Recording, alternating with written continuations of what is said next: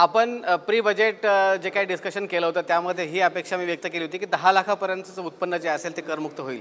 आज जी सगळ्यात मोठी घोषणा अर्थमंत्र्यांनी केली ती म्हणजे 12 लाखापर्यंत आता कुठलंही इन्कम टॅक्स असणार नाही। याचा अर्थ असा नाही की 12 लाखाच्या खालचं सगळे उत्पन्न हे करमुक्त असेल, परंतु ते स्लॅब अशा प्रकारे अरेंज केलेत की 4 लाखापर्यंत कुठलाही टॅक्स नसणार आहे। म्हणजे जे टॅक्स फ्री इन्कम असेल ते 4 लाख असेल, 4 ते 8 लाखापर्यंत 5%, 8 ते 12 लाखापर्यंत 10%, म्हणजे साधारणतः सगळे एक्झम्पशन्स वगैरे काउंट करून 12 लाखापर्यंतचं ज्याचं उत्पन्न असेल त्याला शून्य टॅक्स लागू शकतो। याचा अर्थ तो शून्य लागेलच असं नाही आहे, परंतु साधारणतः जर सगळे एक्झम्पशन्स वापरले गेले तर 12 लाखापर्यंत कुठलाही टॅक्स लागणार नाही आहे। त्यानंतर 12 ते 15 आणि 15 ते 20 असे स्लॅब केले आणि 20 ते 24च्या वरचे जे इन्कम असेल ते साधारणतः 30% इन्कम टॅक्स त्यावर लागणार आहे। 20 ते 24मध्ये 25% इन्कम टॅक्स भरावा लागणार आहे। तर मला असं वाटतं की आजच्या बजेटमधली सगळ्यात मोठी न्यूज ही असेल। जसं आपण अपेक्षा व्यक्त केली होती की हे बजेट हे उपभोक्त्याच्या बाजूने असणार आहे। अर्थशास्त्रामध्ये ज्याला आम्ही डिस्पोजेबल इन्कम म्हणतो ते डिस्पोजेबल इन्कम आता वाढण्याची शक्यता आहे, वाढणार आहे आणि त्याच्यामुळे ओव्हरऑल जी काही ॲग्रिगेट डिमांड आहे ती ॲग्रिगेट डिमांडसुद्धा शिफ्ट होईल। म्हणजे एकूण मागणी जी आहे वस्तू आणि सेवांसाठीची ती वाढणार आहे। त्याच्यामुळे मॅन्युफॅक्चरिंग सेक्टरलासुद्धा बूस्ट मिळेल आणि एकंदरीत रोजगार निर्मितीसाठी फार मोठा त्याचा फायदा होणार आहे। नाही सर, हे परत एकदा सांगा, 12 लाखांपर्यंतचं टॅक्स फ्री असणार आहे असं सांगितलं, मात्र 4 ते 8मध्ये आणि 8 ते 12मध्ये 5 आणि 10% आहे। एक्झॅक्टली हे मी मागच्या याच्यात सांगितलं आहे की 12 लाखापर्यंत टॅक्स फ्री जरी असलं तरी याचा अर्थ पूर्णतः टॅक्स फ्री नाही आहे। खरं तर 4 ते 8मध्ये 5% टॅक्स आहे। तुम्ही कुठलंच एक्झम्पशन वापरलं नाही तर तुम्हाला 5% टॅक्स भरावा लागेल, परंतु तुम्ही सगळे एक्झम्पशन्स वापरले, सगळे जे काही कन्सेशन्स दिले ते वापरले तर तुम्हाला साधारण 12 लाखापर्यंत कुठलाही उत्पन्न कर भरावा लागणार नाही।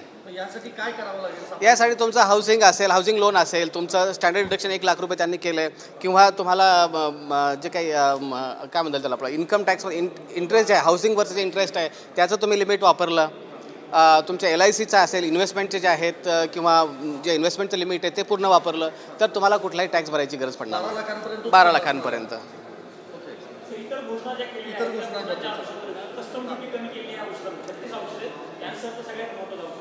मला सगळ्यात महत्त्वाची अजून एक गोष्ट ती आहे की जे काही सिरियस डिसीज आहेत, जे काही हे आहेत काय म्हणतात आजार आहेत, महत्त्वाचे आजार आहेत, त्याच्यावरती जे आपण महागडे औषधं इम्पोर्ट करत होतो त्या सगळ्या औषधांवरचा टॅरिफ कमी केलेला आहे आणि त्याच्यामुळे आता जे काही हे आहेत पेशंट आहेत त्यांना बऱ्याच प्रमाणात त्याचा रिलीफ मिळणार आहे। त्यामुळे जे महागडे औषधं आहेत ते आता स्वस्त होतील। बिहारसाठी मोठ्या घोषणा झाल्या, मात्र महाराष्ट्राच्या दृष्टीनं काही घोषणा दिसत नाही। खरं तर ती एक अपेक्षा होती की महाराष्ट्राला यावेळेला काहीतरी नवीन मिळेल, परंतु कदाचित हे थोडंसं येणाऱ्या निवडणुका आणि हे सगळं लक्षात घेता बिहारला झुकतं माप मिळालं की काय असं वाटू शकेल या बजेटमधून।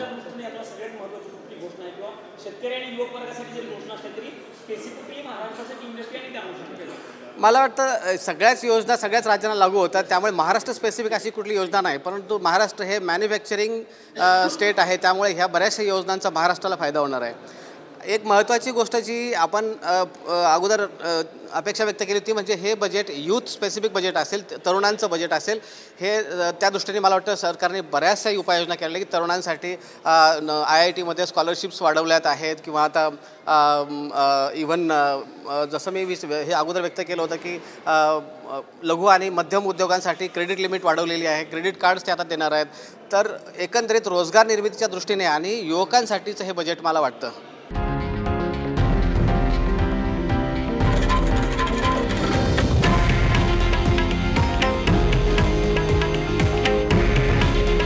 हे आहे देशातील नंबर 1 न्यूज नेटवर्क आणि आपण पाहत आहात TV9 मराठी। काळजी तुमची, हित महाराष्ट्राचं।